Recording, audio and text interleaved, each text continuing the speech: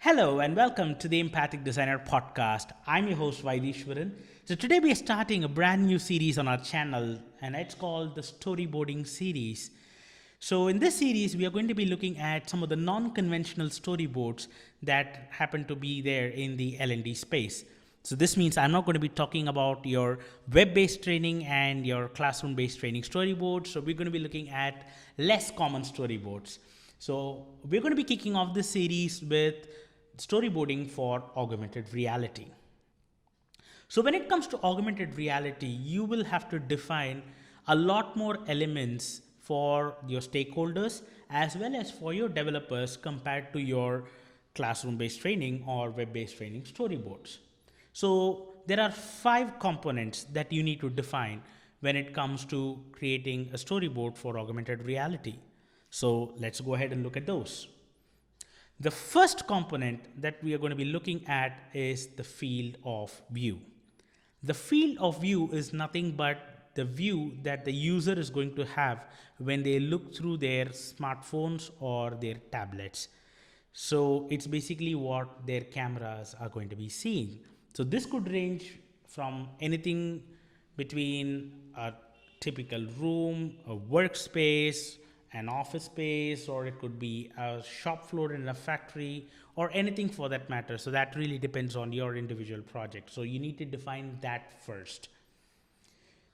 The second component that we're going to be talking about is the points of interest or POIs. So the points of interest are nothing but those areas within the field of view that are going to serve as spots for your augmented reality experience. So in e-learning parlance, those are the hotspots within the field of view where the users are going to really go interact and have that augmented reality experience happening for them. So the third component that we're going to be talking about are the keyframes. So the keyframes are similar to what you normally script for your web-based trainings where you're going to be talking about the visual elements, the text elements, and how those two are going to be coming together, what are the animations that are going to be happening, and all those kind of things. So when you talk about an augmented reality, you have various steps. So you basically start interacting with one element that leads to another. So there's a path that is going to be created. So all that will be defined under the keyframe section in the storyboard. The fourth component that we're going to be talking about are the interactivities. So this is basically for your programmers. So you're going to be defining the different types of interactivities that are going to be happening in terms of a tap or a swipe or anything for that matter. So all that's going to be defined.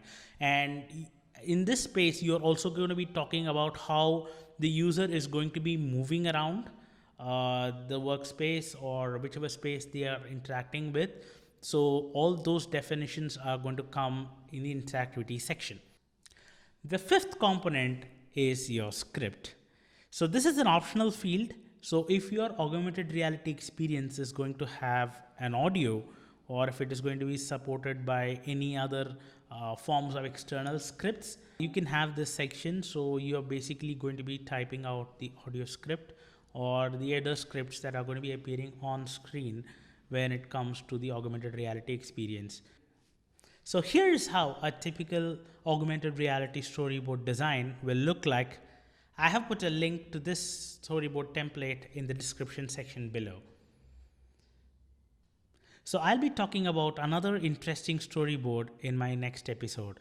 Thank you for tuning into this edition of the Empathic Designer podcast. If you like what you saw, feel free to hit the subscribe button and also the bell icon for regular updates. Thank you for tuning in and have a great day.